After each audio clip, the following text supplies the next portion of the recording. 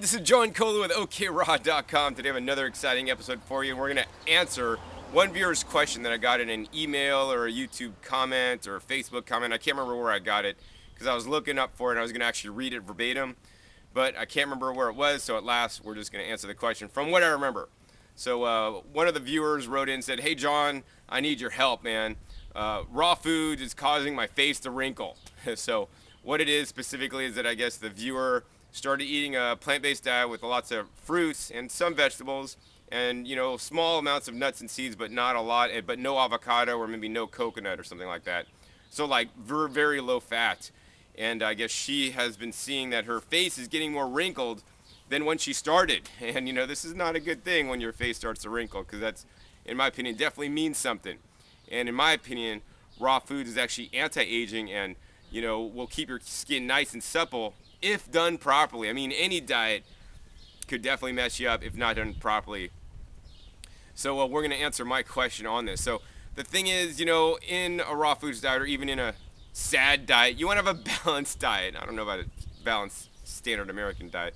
I guess for me, a balanced standard American diet would be lots of fruits and vegetables and a little bit of everything else. And that would be fairly balanced, maybe. But anyways, if you're going to eat a high raw diet, then I'd recommend eating lots of fruits and vegetables. And, also get your nuts and seeds. Many raw food styles might advocate no overt fats or little, overt fats and very little, if any, nuts or seeds. So, while I'm not necessarily going to say no overt fats, I'm not going to say on the other hand, there's like the gourmet raw foodists, which they do like way too high in fat. The balance is somewhere between too much fat and too little fat. Now, where is that? And in my opinion, I like to do up to about 20% fat, maximum 25% of calories from fat. So what does this mean?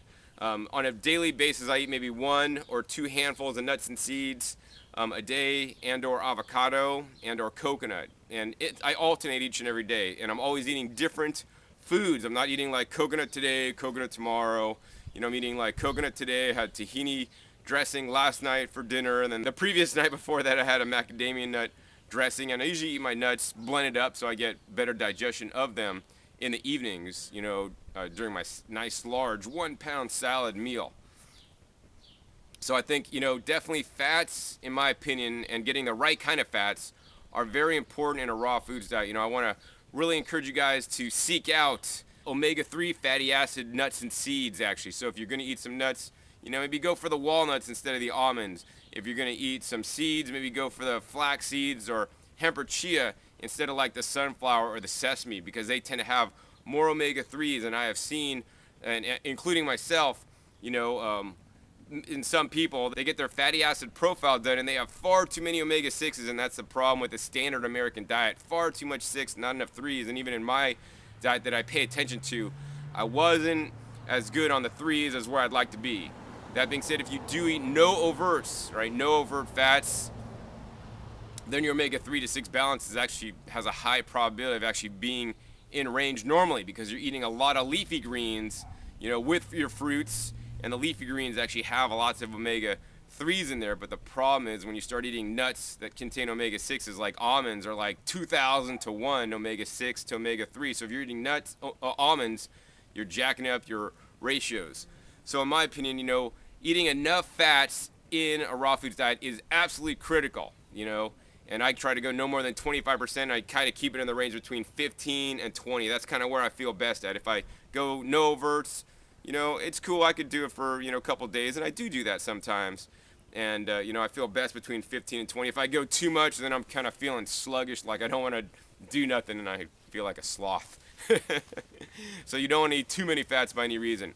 So that's one thing, because, every cell of our body, our brain is mostly comprised of fat. Every cell of our body is fat, and fat is plump, I'm not so plumped here, but if you don't got that plumpness, that might be one of the reasons for the wrinkles.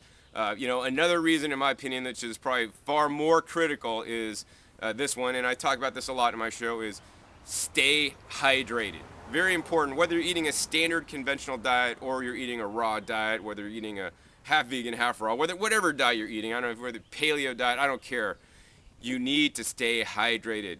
we are 70 to 75% water. And if we're not eating foods that are at least that water percentage or higher, the foods are going to dehydrate us. And especially if we're, out in the hot weather and we're evaporating water like I'm sweating right now, I'm losing water and I need to take in more water because of this. So it's very important to stay hydrated.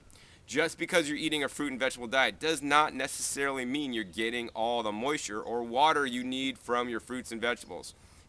On a daily basis, I drink copious amounts of juice to some people sometimes. I mean, today I had 45 ounces. Most days I might drink from 32 to 64 ounces. On some days I'll drink 128 ounces of juice along with fruits and, vegetables and my standard salad for dinner. So, it's a lot of liquid I'm getting. On those days, I tend to drink less water. That being said, upon rising in the morning, I generally like to drink 32 ounces of water. And before going to bed, I like to drink 32 ounces of water. That way, when I'm sleeping, I'm fully hydrated. And when I wake up, I'm fully hydrated.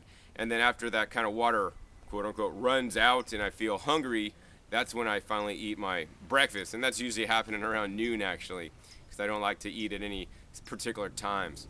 But I'm eating lots of fruits and vegetables, and if you're eating 2 apples a day, and maybe some lettuce, in my opinion, you're not getting enough, liquid from just the food you're eating. So it's very important to drink supplemental filtered water. I don't recommend you guys buy bottled water in plastic bottles. Plastic's atrocious, takes millions of years to break down, if ever. I recommend you guys get a good filtration system for your house so that you can filter the water. That's fairly good except for the chlorine and fluoride in some municipalities and maybe some of the toxins that are in there. But if you get a good filter system, you can filter that out and have pure water at your tap for free, much less expensive than the environmental cost and actually the cost out of your pocketbook for buying bottled water. And the last thing I want to say is that to me, the raw foods diet is totally anti-aging and anti-wrinkle. I mean, it'll keep your skin nice, soft, and supple, and actually cooked foods, and especially certain kinds of cooked foods, will prematurely age you much faster and give you wrinkles faster. I mean, we've all seen those smokers, old lady smokers, or old men smokers for that matter, 70, 80 years old that have been smoking cigarettes their whole life. I mean, they have a lot more wrinkles than somebody that hasn't been smoking. And, that's just what smoke can do to you, but cooked foods also does that to you to a much lesser degree.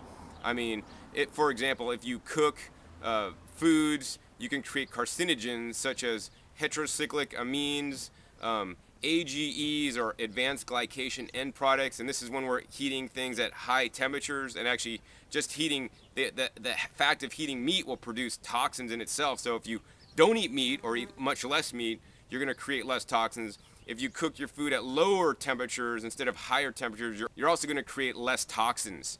So, if I was to cook, which I do not cook my food, the best ways to cook your food are actually by boiling or steaming. That's going to not create these high levels of toxins. Heating anything above 450 degrees is not a good idea, in my opinion. You want to do it at a low temperature.